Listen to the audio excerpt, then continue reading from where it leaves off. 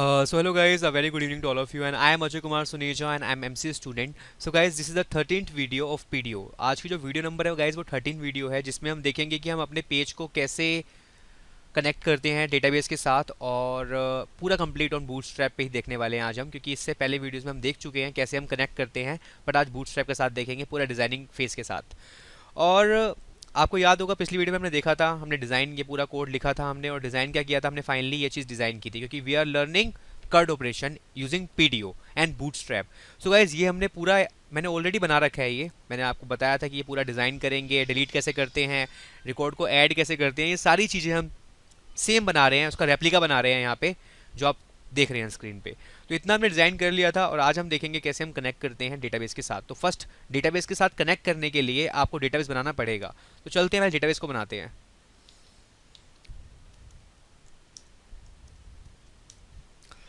So this is a वैम server guys. अगर आप आई थिंक अगर आपको पीएचपी में काम करना है तो आपको इसको इंस्टॉल तो करना ही पड़ेगा। सो वैम सर्वर का अंदर पूरा सपोर्ट है पीएचपी का।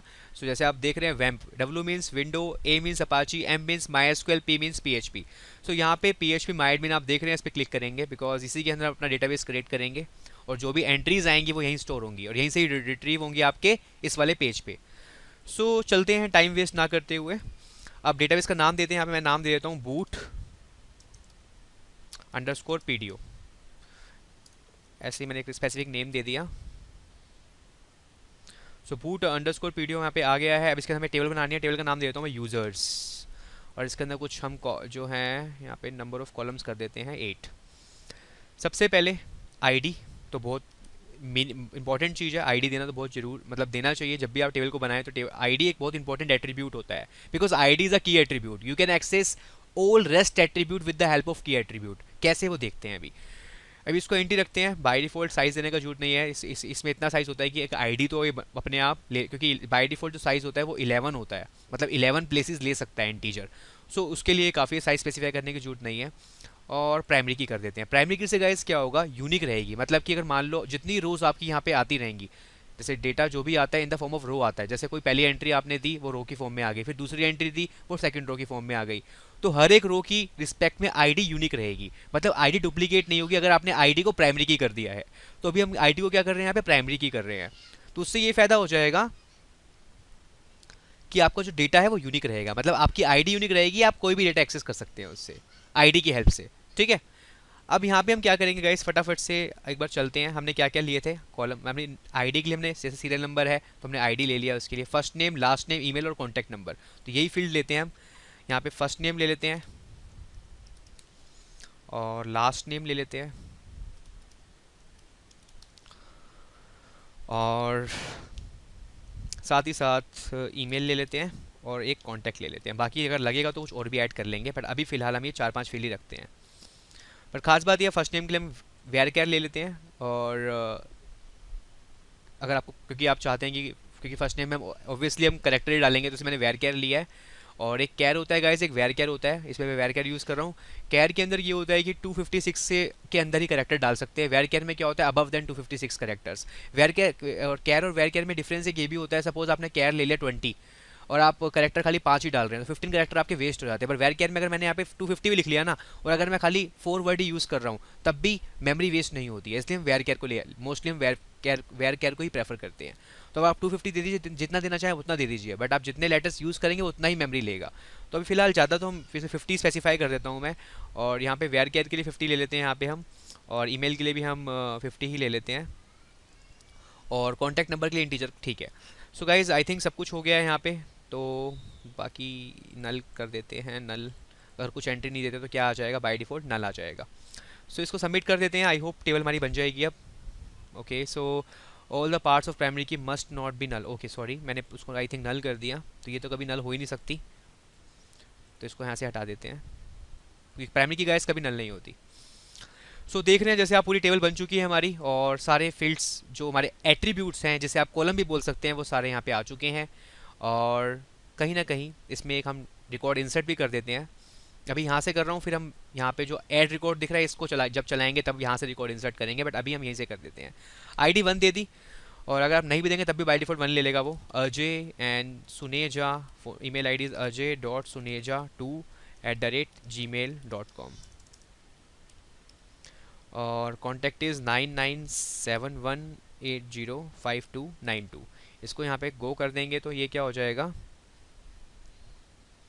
Please enter a valid number less than, okay चाहिए, okay okay okay okay okay okay 2636। मेरा डेटा, मेरे को एक्चुअली डेटा टाइप चेंज करना पड़ेगा तभी ये मोबाइल नंबर पूरा लेगा, बट अभी हम फिलहाल यही कर देते हैं, नॉर्मल लैंडलाइन नंबर डाल दिया मैंने, ठीक है। उसके बाद गाइज आप देख रहे हैं स्क्रीन पे पूरी एंट्री आ गई है हमारी। अब इस डेटा को हम डिस्प्ले कहाँ कराएंगे, जो आप ये डेटा दिख रहे हैं, जो यहाँ दिख रहा है आपको, ये तो स्टैटिक डेटा है। मैं आपको कोड पे लेके चलता हूँ एक बार, जो हम पिछली क्लास में हमने देखा था, हमने डेटा स्टैटिक डाला था, देख रहे हैं आप। अब ये ना डाल के हम यहाँ लगाएंगे PHP की स्क्रिप्ट। कैसे लगाएंगे वो हम देखेंगे, बट अभी मैं यहाँ पे उसका कोड यहाँ पे हम लिखेंगे। मतलब कहीं ना कहीं जो है कॉलम्स दिख रहे हैं गाइज। अगर आपने मेरी वीडियो नहीं देखी है पिछली वाली तो प्लीज़ जरूर देख लीजिएगा, तभी ये वीडियो देखिएगा। अब ये चीज़ तो ये क्या है जो आप देख रहे हैं, कॉलम्स आ रहे हैं, बट मैंने वो हटा दिया है, तो ये डेटा नहीं आएगा स्टैटिक डेटा। अब यहाँ पे डेटा आएगा वो डायनेमिक आएगा, कौन सा, डेटाबेस से उठ के। तो सबसे पहले अब इस डेटाबेस को हम कनेक्ट करना चाहते हैं इस पेज के साथ, तो चलते हैं अपने कोड में और यहाँ पे इंक्लूड के अंदर एक फाइल बनाते हैं, db config के नाम से, ठीक है।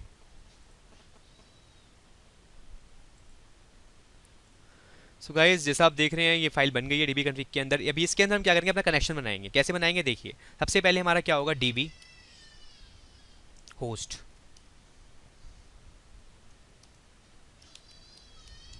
तो जो db होस्ट होगा वो क्या है, मेरा लोकल होस्ट, क्योंकि हम जो हमारा सिस्टम है अभी लोकल होस्ट पे हम काम कर रहे हैं, तो db होस्ट आपका हमेशा क्या होगा, लोकल होस्ट होगा। उसके बाद उसी db का आप क्या देंगे, यूज़र नेम। और मैंने आपको बताया था कि जो मेरा वेम का यूज़र नेम है वो बाय डिफ़ॉल्ट क्या है, रूट है। और पासवर्ड मेरा कुछ भी नहीं है, तो db पास, ठीक है। उसके बाद db हमारा नेम क्या हो गया, डेटाबेस का नाम देख लेते हैं एक बार, उसी को यहाँ पे डालेंगे एक बार। सो बूट अंडरस्कोर पीडीओ, तो यहाँ से कॉपी कर लेते हैं इसको और यहाँ पे पेस्ट कर देते हैं, ठीक है। इतना चीज़ करने के बाद हम यहाँ पे, क्योंकि अब हमें करना क्या है, हमें पीडीओ के साथ कनेक्टिविटी करनी है, तो हमें ऑब्जेक्ट बनाना पड़ेगा यहाँ पे पीडीओ का, जैसा मैं पिछली वीडियो में बताता आया हूँ। पीडीओ, ठीक है। ये ऑब्जेक्ट बन गया, जो डीबी आप ऑब्जेक्ट देख रहे हैं ये किसका ऑब्जेक्ट है, ये ऑब्जेक्ट है हमारा पीडीओ क्लास का। अब इसके अंदर हम स्पेसिफाई करेंगे, अपना कनेक्शन बनाएंगे। सिंपल हम क्या, हमें क्या यूज़ करना है, माई एसक्यूएल, तो आप सिंपल लिखिए माई एसक्यूएल। पीडीओ की गाइस खास बात यही होती है कि अगर आपने इसके अंदर जितने भी आप फंक्शंस यूज़ करते हैं ना, वो सारे डेटाबेस के लिए सेम होते हैं। अगर आपको ओरेकल में स्विच करना है तो आपको पूरा कोड चेंज करने की जरूरत नहीं पड़ती, बट अगर यही माई एसक्यूएल यूज़ कर रहे हैं आप, तो आपको पूरा कोड चेंज करना पड़ेगा। अगर आपको ओरेकल में स्विच करना है तो आपको बस यहाँ पे डेटाबेस का नाम चेंज करना होता है, जो भी आपको यूज़ करना है, बाकी पूरा कोड सेम रहता है, इसलिए ज़्यादातर पीडीओ को यूज़ किया जाता है। अब यहाँ पे माई एसक्यूएल लिख दिया, यहाँ पे सिंपल लिखिए होस्ट, और होस्ट के बाद हम दे देंगे यहाँ पे करली ब्रेसेस दे देंगे, और इसके अंदर डाल देंगे डीबी होस्ट को, यहाँ से कॉपी करेंगे और इस वेरिएबल को यहाँ पेस्ट कर देंगे, ठीक है। उसके बाद सेमीकोलन, और साथ ही साथ अब देंगे डीबी नेम, इसको भी सेम वही चीज़ जो भी आप हमने यहाँ पे की। डीबी नेम के अंदर आप जो भी डीबी नेम है हमारा, आई थिंक ये था, इसको यहाँ पेस्ट कर देंगे। उसका इतना करने के बाद यहाँ पे कोमा लगाइए, और जो आपका डीबी यूज़र है उसे यहाँ से पेस्ट करते हैं, और कोमा, और पासवर्ड तो कुछ था नहीं, ठीक है। इतना होने के बाद अब देखिए, ये मैंने लाइन तो लिख दी है, बट मैं ये कहना चाहता हूँ यहाँ पे एक छोटी सी बात जो है, अभी इतने से भी हमारा कनेक्ट पेज हो जाएगा अगर मैं सिंपल से अगर इतने से बात करूँ, बट बाई चांस अगर कनेक्शन नहीं होता है तो एरर आना चाहिए। इसके लिए हम यूज़ करते हैं exception handling. Exception handling guys क्या होता है, always occur at run time. Compile time में भी आती है एक्सेप्शन, ऐसा नहीं है, बट जब भी आप अपने पेज को रन करेंगे तो एग्जीक्यूशन, वो एग्जीक्यूट तो होगा ही, पेज तो एग्जीक्यूट होता ही है। एक्चुअली पेज जो एग्जीक्यूट, एक वर्ड अच्छा नहीं है, इंटरप्रेट होता है, मतलब इंटरप्रेट बोलना सही रहेगा। और इसलिए जब वो लोड हो रहा होता है तो आपकी जो वेब सर्वर होता है आपका जो वेब सर्वर होता है ना, वही आपके PHP की स्क्रिप्ट को एग्जीक्यूट करता है, ठीक है। तो गाइज सिंपल सा यहाँ पे आप लिखेंगे ट्राई, इसके बारे में पूरा एक मैं वीडियो बनाऊंगा, बट अभी आप समझने के लिए हम समझ सकते हैं। यहाँ पे ट्राई लिया, उस ट्राई के अंदर इसको डाल दिया कि अगर कुछ भी प्रॉब्लम, अगर जैसे ट्राई में तो जैसे यहाँ पे अगर सब कुछ ठीक रहता है तो ठीक है, बट अगर ये कनेक्शन किसी वजह से एस्टेब्लिश नहीं हो पाया, मीन्स समझ लीजिए आपने डेटाबेस का नाम गलत दे दिया, तो कैच के अंदर उसको कैच कर लिया जाए, मतलब हैंडल कर लिया जाए। एक मैसेज दे देगा आपको, कैसे देखते हैं अभी।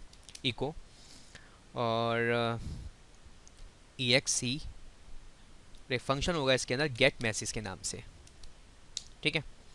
इससे क्या होगा गाइस, थोड़ा समझते हैं इसको। ट्राई के अंदर तो जो भी आपकी प्रॉब्लम है उसको आप डाल दीजिए। अगर वो प्रॉब्लम प्रॉब्लम नहीं है, मतलब कि अगर मान लीजिए कोई एरर नहीं है, तो वो चल जाएगा, कोई दिक्कत नहीं आएगी। बाय चांस आपके डेटाबेस का नाम गलत है, तो वो कैच में क्या करेगा, आपको मैसेज दे देगा आपके पेज पे, यू हैव कुछ आप गलत कर रहे हैं, ऐसा कुछ भी मैसेज दे देगा, ठीक है। सो गाइज इस पेज, अभी ये जो आपने कनेक्शन फाइल बना ली है ना, अब हमें अभी बाय डिफॉल्ट हमारा पेज कौन सा है जो दिख रहा है हमें, इंडेक्स पेज है। इसके अंदर इस फाइल को इंक्लूड करा लेते हैं। जैसा मैंने आपको दिखाया था पिछली वीडियो में, हमने क्या इंक्लूड करवाया था, अपना हेडर, क्योंकि हमें हमें पता था कि हेडर हमारे हर पेज में आएगा। तो आप जितनी चीज़ें आप देखते हैं जो लगता है आपको हर पेज में आनी है, उसको आप सिंपल क्या कीजिए, इंक्लूड कराइए। तो सिंपल यहाँ करते हैं इंक्लूड और डीबी सॉरी। अब चलते हैं पेज पे, एक बार देखते हैं कोई एरर आ रहा है, नहीं आ रहा। इसका मतलब ये पेज जो आप देख रहे हैं ना, ये कनेक्ट हो गया है इस डेटाबेस के साथ। फिर भी मैं आपको दिखा देता हूँ एक बार। अभी डेटाबेस का नाम हमने क्या दिया गाइस, बूट अंडरस्कोर पीडीओ। मैं इसके अंदर कुछ और हमारे डेटाबेस का नाम यही हमें पता है, मैं कुछ और डाल देता हूँ, उसको सेव कर देते हैं। अब एक बार पेज पे देखते हैं कोई एरर आता है। देखिए क्या आ गया, एसक्यूएल स्टेट अननोन डेटाबेस, ये देखिए एरर आ गया। ये जो आप देख रहे हैं, ये जो चीज़ आई है ना, ये आपको इस जो आपने कैच के अंदर दिया है ना, ई एक्स सी ये गाइस, एक्सेप्शन क्या है हमारी, एक क्लास है, उसका एक ये रेफरेंस है। उस रेफरेंस की हेल्प से ऑब्जेक्टिव बोल सकते हैं। हमने क्या कॉल किया, गेट मैसेज। तो गेट मैसेज ने आपको ये एरर दे दिया, इसीलिए मैंने इसको ट्राई कैच में डाल दिया। अब इसको ठीक कर लेते हैं, अभी कोई एरर नहीं देगा। तो गाइज इस तरीके से आप कनेक्ट करते हो अपने पेज को डेटाबेस के साथ। I hope guys try catch के साथ काफ़ी आपको क्लियर होगा। मैंने पिछली वीडियो में ट्राई कैच का यूज़ नहीं बताया था जो वीडियो की बताई है, बट यहाँ थोड़ा सा इंट्रोड्यूस किया है। आई होप काफ़ी हेल्प करेगा आपको। सो गाइज ये तो हो गया कनेक्शन के लिए। अब हम एक काम करते हैं, अपने इसी इंक्लूड के अंदर एक फाइल बनाते हैं PHP की, जिसका नाम देते हैं क्लास। ये क्लास रहेगी हमारी क्रड, मतलब क्लास डॉट क्रड, इसका नाम ये देते हैं और इसको यहाँ पे फिनिश कर देते हैं। तो ये इस फाइल के अंदर हम क्या बनाएंगे, अपनी एक क्लास बनाएंगे। इस फाइल के अंदर जितने फंक्शंस हैं हमारे, इस फाइल में वो सारी चीज़ें रहेंगी जो हमें चाहिए होगी। तो सिंपल क्लास का नाम देते हैं क्लास क्रड, ठीक है।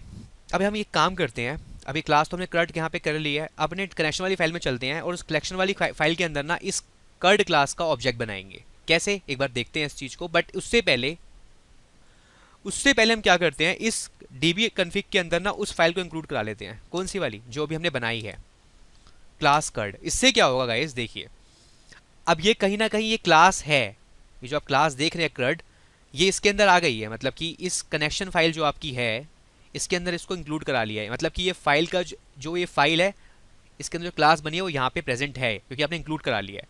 अब आप सिंपल सी बात, अगर ये फाइल यहाँ पे प्रेजेंट है, उसका कोड यहाँ प्रेजेंट है, तो उसका ऑब्जेक्ट बना सकते हैं। तो हम यहाँ क्या करेंगे, और एक ऑब्जेक्ट बनाएंगे न्यू, और ये तरीका होता है पीडीओ में ऑब्जेक्ट बनाने का।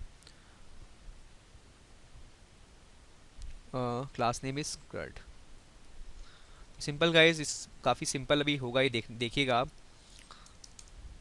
ठीक है। अब आप ध्यान से देखिए मैं कर क्या रहा हूँ। मैंने जो मेरी क्लास थी ना क्रड, मैंने उसको ऑब्जेक्ट का बनाया अपने यहाँ पे, मैंने इसको यहाँ इंक्लूड करा लिया पहले तो, और मैंने यहाँ पे ऑब्जेक्ट बना लिया।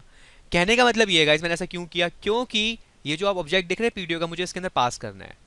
गाइज अगर आपको ये चीज़ें क्लियर नहीं हो रही हैं तो प्लीज़ पहले पीडीओ के कॉन्सेप्ट समझ के ही ये वीडियो देखिएगा, क्योंकि मैं ये सारे कॉन्सेप्ट पढ़ा चुका हूँ।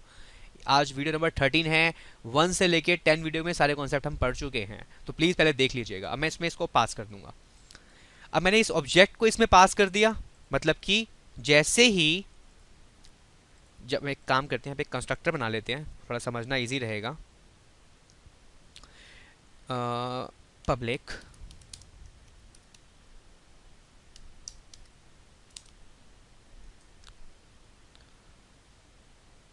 कंस्ट्रक्ट,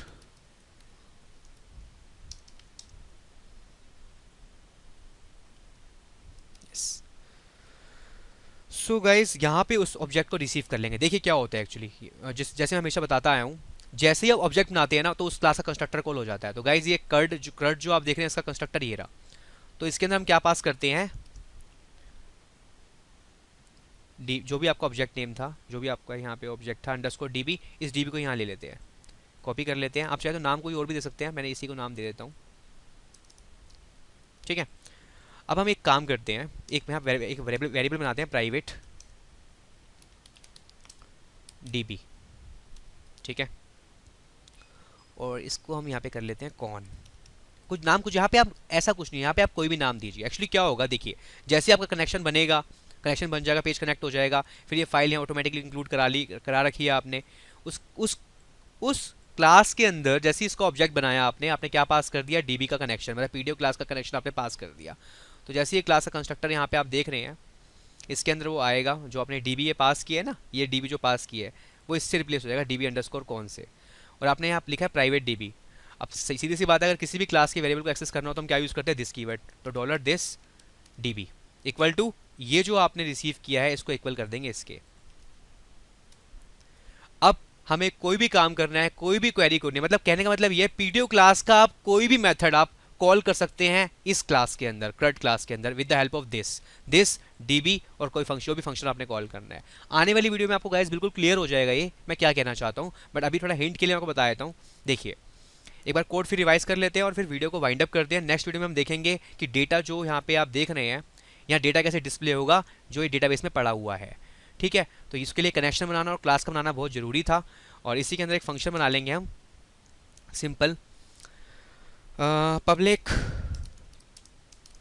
क्योंकि जो भी हम काम करेंगे इस तरीके से ही करेंगे, क्योंकि अप्रोच यही होती है, डेटा व्यू।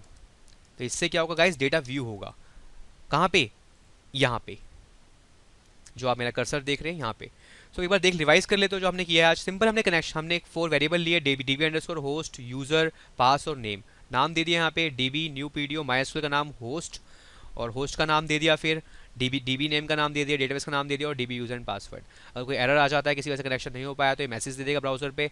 और एक क्लास बनाई है हमने CRUD, उसको यहाँ पे इंक्लूड करा लिया है और उसका ऑब्जेक्ट बनाया है। जैसे ही उसका ऑब्जेक्ट बनाएंगे तो हमने ऑब्जेक्ट तो बनाएंगे तो उसका कंस्ट्रक्टर कॉल तो होगा ही, पर उसमें क्या पास कर दिया है हमने, पीडीओ क्लास का ऑब्जेक्ट। तो जैसे ही यहाँ पे सीधी सी बात है, कंस्ट्रक्टर हमने यहाँ बना रखा है और वो किससे रिप्लेस कर दिया, डीबी अंडरस्कोर कौन से, जो आपने यहाँ पास किया है ना इस क्लास के अंदर। जैसे ऑब्जेक्ट बन रहा है डीबी, तो ये डीबी किससे रिप्लेस हो जाएगा, डीबी अंडरस्कोर कौन, मतलब कि डीबी अंडरस्कोर किसका ऑब्जेक्ट है, पीडीओ क्लास का ही, एक तरीके से समझना चाहें हम तो अब सिंपल से मैंने एक वेरिएबल ले लिया, प्राइवेट है मेरा, और कभी भी किसी क्लास के वेरिएबल को एक्सेस करना हो तो we use this keyword.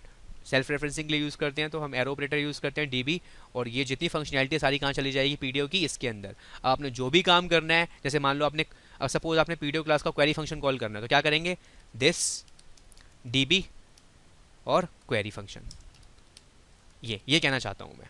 So I hope guys काफ़ी क्लियर होगा आपको। नेक्स्ट वीडियो में हम डेटा को रिट्रीव करवाएंगे। आई होप काफ़ी वीडियो आपकी हेल्पफुल रहेगी। Thank you for watching this video. If you like this video so please subscribe my channel for more videos. Thank you and have a good day. Thank you.